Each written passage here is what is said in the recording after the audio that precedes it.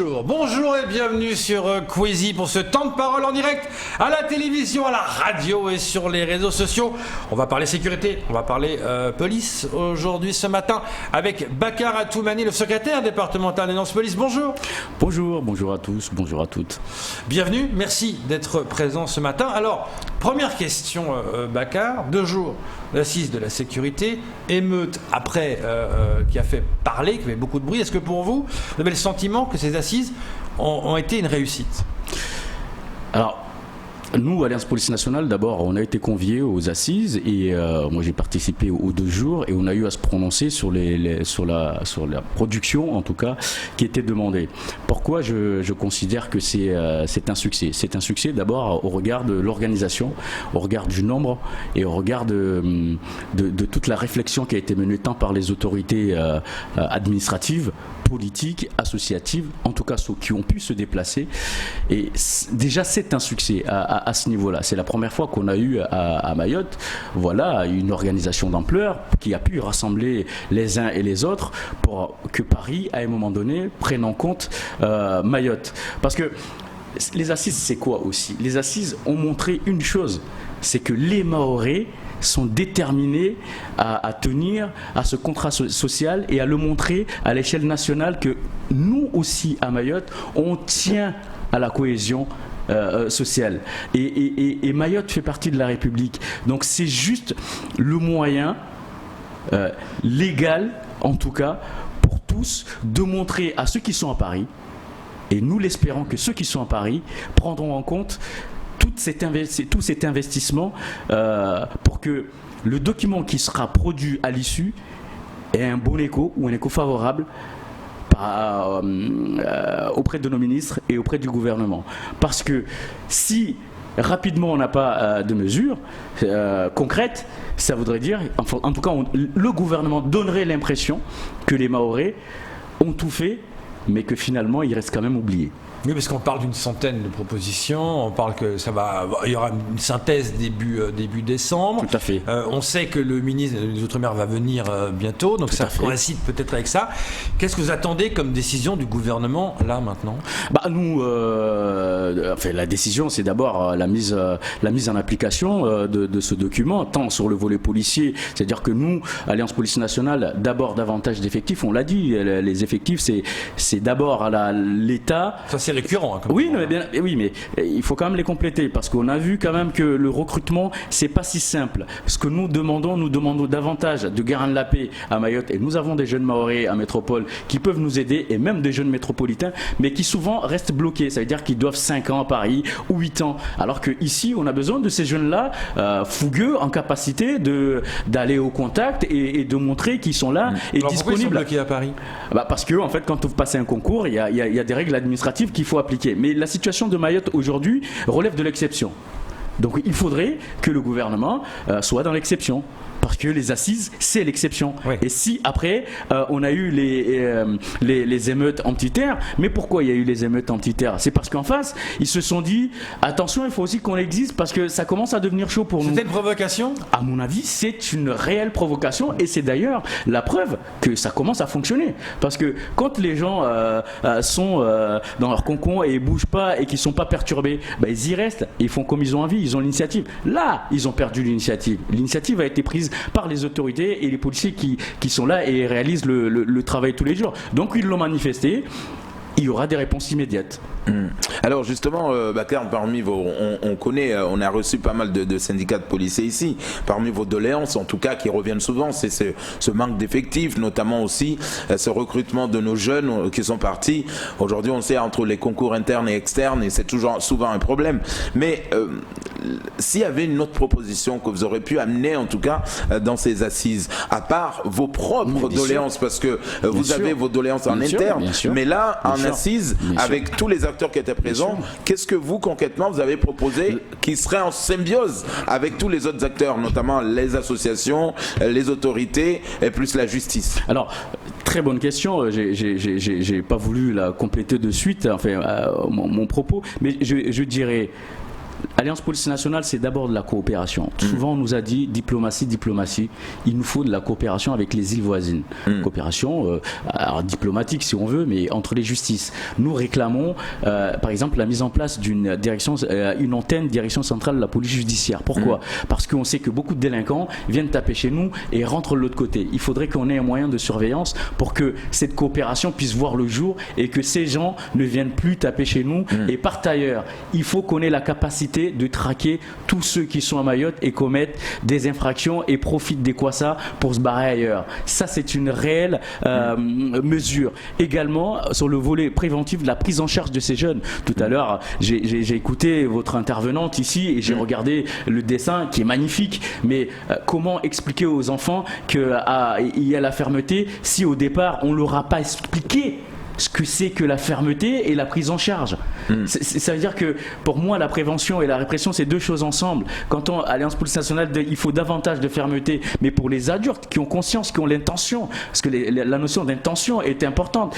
On reviendra sur la loi de la sécurité globale, mais cette idée d'intention est importante. Mais le gamin qui jusqu'à 11 ans n'a aucun repère et qui doit être pris en charge et à qui on n'a rien expliqué, c'est compliqué. Oui, mais le souci qu'on a maintenant, c'est qu'on a le sentiment que les gamins ont une sorte d'impunité face à vous, face à la police. Une sorte on nargue quoi, on risque rien, on est mineur. C'est souvent ce qu'on entend. Et que le mec, même le jeune qui se fait arrêter, il est mineur, donc il repart, il passe pour un caïd. Ouais, moi je suis arrivé, je suis sorti.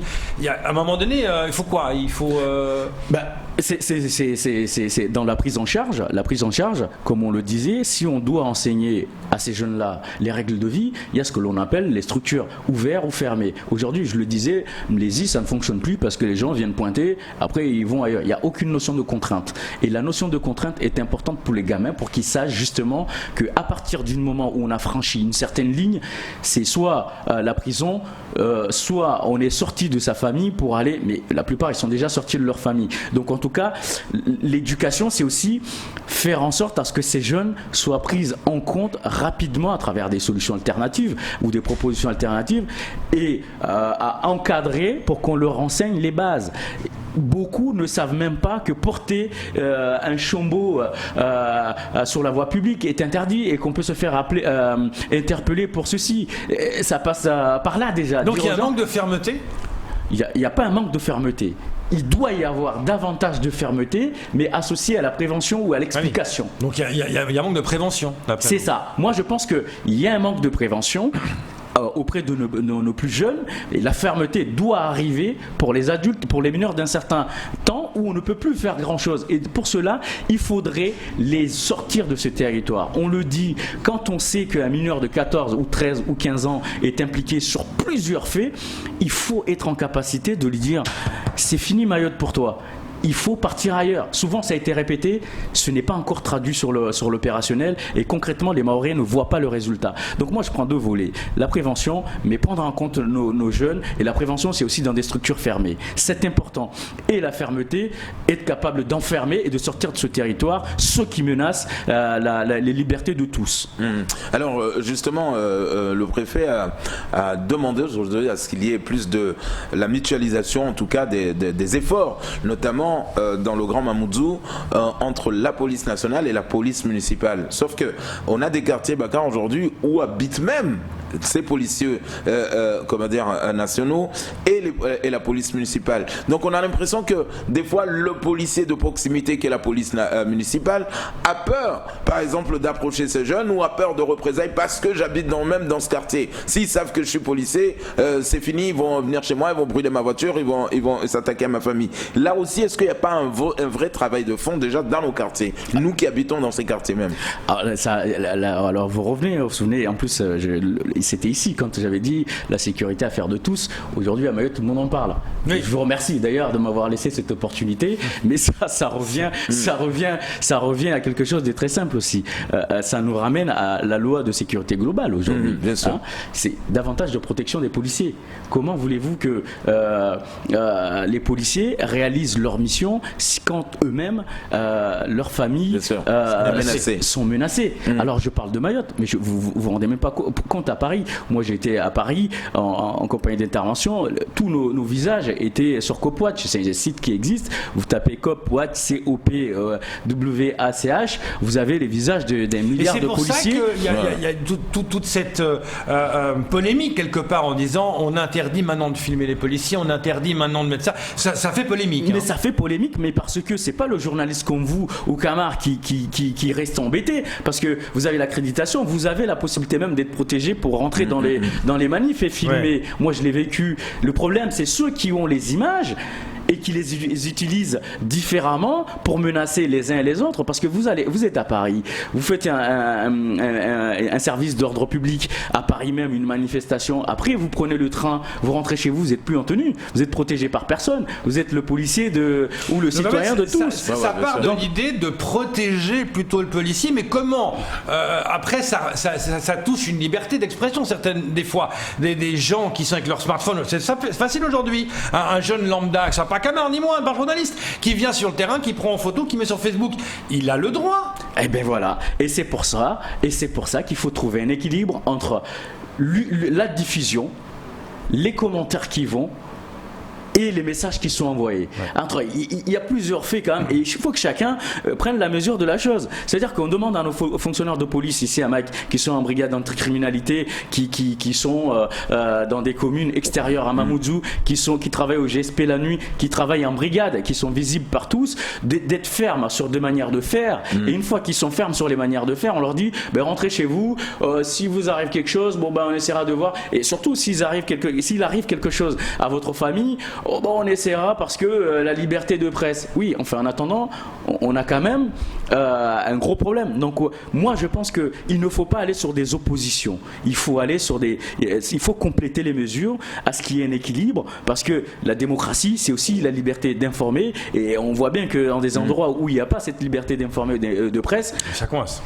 Ça coince fortement. Alors, naturellement, on est pour cette liberté parce que l'Alliance Police Nationale s'inscrit dans des valeurs républicaines. Et pour ça, on demande aussi à ce qu'on trouve une conciliation entre sécurité et liberté. Et ça, c'est pas moi de le faire. Il y a des gens qui sont là. Il y a l'opposition, je pense, au gouvernement. Il faut que tout le monde travaille pour qu'on trouve ce bon équilibre. Vous avez diffusé un tract. On va juste regarder avant que Camar pose la question. Regardez le tract qui est actuellement sur la page Facebook. Le tract, s'il vous plaît, en régie. L'image du tract. Ça va arriver, peut-être pas. Camar, une question. Non, justement, comment avec un territoire... voilà le tract, pardon. Voilà. Regardez dans une glace, messieurs les élus de la République. C'était ça, la diffusion du visage des policiers. Ça revient un peu à ce que vous disiez. Justement, dans un territoire aussi petit que Mayotte, on connaît nos policiers dans les quartiers, on les voit. Donc on sait que lui, il est policier. Donc demain, si il y a une commune, il y a un village, il y a un barrage, le policier lui-même, tout le monde sait qu'on a un policier ou deux policiers qui habitent dans le village. Donc forcément, on va attendre à les voir de l'autre côté, c'est-à-dire avec leur uniforme et compagnie. Comment protéger aujourd'hui nos policiers? Parce que c'est vrai qu'aujourd'hui, si le préfet envoie dans des barrages, par exemple, les mobiles, c'est les mecs qui passent là, ils s'en vont. Donc on ne le connaît pas. Mais nos policiers mahorais, notamment la police municipale aujourd'hui, qui a peur d'aller en tout cas affronter des jeunes du quartier, leur dire, parce qu'ils vont déjà s'en prendre en lui, le fait qu'ils soient policiers. Et comment protéger tout ce monde-là aujourd'hui? Ça passe par la justice. Mais Camar, moi je reviens sur quelque chose de très simple. Il ne peut pas y avoir de contrat social. La base du contrat social, de la cohésion, c'est la fermeté de la justice. Sinon chacun fait ce qu'il a envie. Le respect des règles, c'est la justice. Alors je vais donner d'instructions à personne, mais les policiers ne feront que contribuer au bon fonctionnement de la société et à cet équilibre qui est tant recherché. Si la justice est faible, on aura toujours des difficultés. Si la fermeté n'est pas respectée, les policiers auront du mal à faire leur travail, et même le citoyen aura du mal. Il va falloir qu'il y ait aussi des signaux forts de nos élus, de la justice. La justice doit prendre aussi le pouls du fonctionnement. Enfin, à mon avis, est-ce que la justice, je pose une question plutôt, ce serait mieux, est-ce que la justice ne doit pas prendre en compte l'opinion et l'ambiance générale dans les communes, dans les quartiers, dans la manière de traiter? L'ambiance générale dans les quartiers, c'est plutôt plutôt des représailles internes.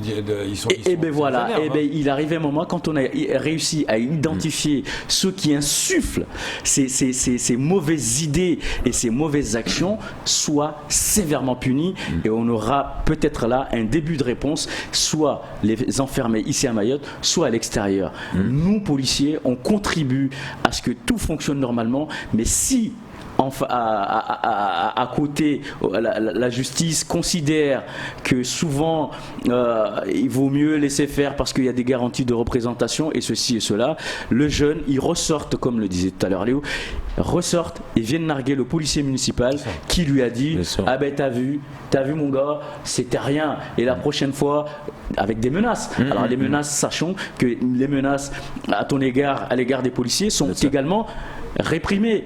Les lois existent.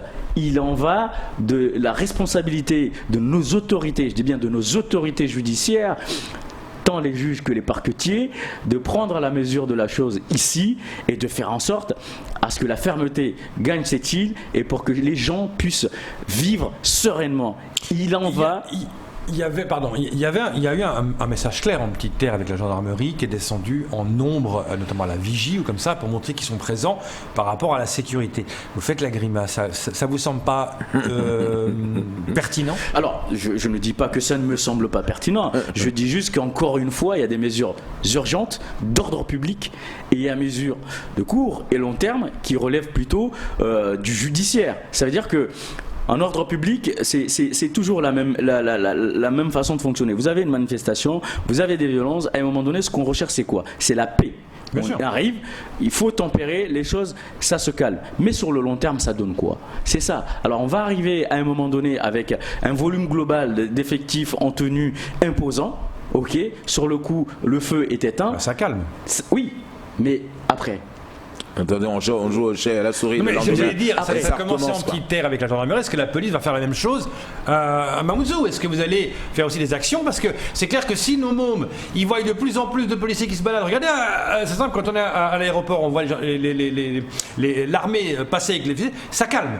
Quand on voit les policiers, ça rassure, et deux, ça calme.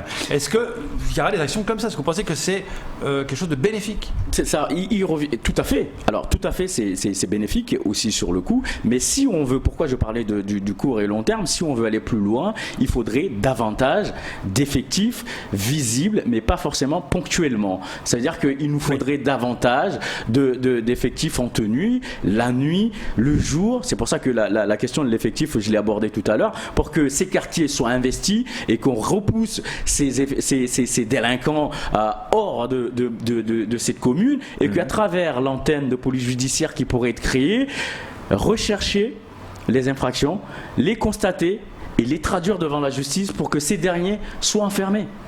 C'est-à-dire qu'on investit, et c'est d'ailleurs le cas que ce qui est proposé aujourd'hui à travers la réserve civile, on le voit autour des établissements scolaires, les jeunes qui s'y trouvent un peu sur les établissements scolaires, ils apportent aussi cette visibilité en termes d'événements. Bon, ça donne aussi envie à nos jeunes de s'investir dans la police nationale, mais on est d'accord que l'identification des tenues favorise aussi la paix publique. Donc c'est une certitude. Avoir un volume important d'effectifs en tenue, ce serait très bien, que ce soit police municipale et État, et ceux de l'ordre public, de la CDI ou du GSP ou des brigades ou du GAO, parce qu'ils réalisent aussi un travail important. Qu'ils soient visibles dans les quartiers est une chose, mais que le court et long terme, ce serait qu'en plus d'eux, on arrive à rechercher les auteurs, les meneurs, à les traquer, à les traduire devant la justice, espérer que la justice soit ferme et pour que ces derniers soient enfermés. Alors, certains partis politiques, Bakar, refusent un État policier. Aujourd'hui, avec cette polémique autour de cette sécurité globale, on se dit, est-ce que le policier, finalement, doit lui filmer, les policiers sont en intervention, doivent tous filmer l'opération qu'ils sont en train de mener, mais est-ce que, également, pendant une interpellation, est-ce que moi, si je filme l'interpellation, c'est ce qui a, en tout cas, permis, par exemple, aux États-Unis, de savoir que beaucoup de policiers blancs ont tué des Noirs. comment vous le vivez en tout cas chez Alliance Police? Est-ce qu'aujourd'hui, le mot déjà ou le terme état policier, ça vous parle? Est-ce que oui, finalement, c'est au policier de filmer son action, ses opérations, pour qu'après, s'il y a des rapages, on puisse remonter facilement aux images? Non, alors d'abord, je ne suis pas spécialiste ni au gouvernement. Je dirais juste de ce que je comprends de cette loi, c'est que les citoyens ont la possibilité de filmer les policiers. Là-dessus, il n'y a pas... C'est ce qui est fait, en fait, des images sur les réseaux, l'exploitation qui pose problème. Si j'ai bien compris, c'est ça. Ouais. Et sachez que chez nous, déjà, on a des collègues. Tout le monde n'est pas équipé, mais dans les groupes, vous avez déjà des collègues, à Paris en l'occurrence, qui ont des kits et des petites caméras piétons, et qui filment les interventions. Après, c'est toujours pareil. Vous avez la vidéoprotection aujourd'hui à Mamoudzou quasiment partout quand vous passez. Alors, est-ce que vraiment vous pensez que si l'inspection générale de la police, si la justice a besoin de moyens, enfin, ces vidéos ne sont pas gérées par la police nationale, c'est la police municipale ou ça peut être un organisme privé. Donc vous voyez ce que je veux dire. Et les citoyens ont la possibilité de filmer. Nos collègues réalisent leur travail avec beaucoup de difficultés et détermination en respectant les règles de sécurité et en respectant les règles régissant notre profession. Personne ne peut dire qu'il n'y a jamais eu d'histoire. Il y en a peut-être eu, mais ceux qui ont été à l'origine, il y a souvent eu des enquêtes. On a eu notre collègue qui a fait usage de son arme, il y a eu une enquête. Donc, sincèrement, faisons confiance à nos institutions, si je puis dire. Jusqu'à maintenant, ça fonctionne relativement bien. Et puis, pour ceux qui veulent une 6e République, moi, je ne suis pas un politique qui l'étudie. Ça, c'est encore autre chose. Attention. 22, c'est pas loin. C'est le mot de la fin. Je serai candidat à la présidence de la République. Merci beaucoup d'être venu ce matin pour en parler. La bosse, c'est la fin. Sera-t-il notre nouveau président? Réponse dans un prochain temps. C'est tout. Merci beaucoup d'être venu. C'est tout pour ce temps de parole.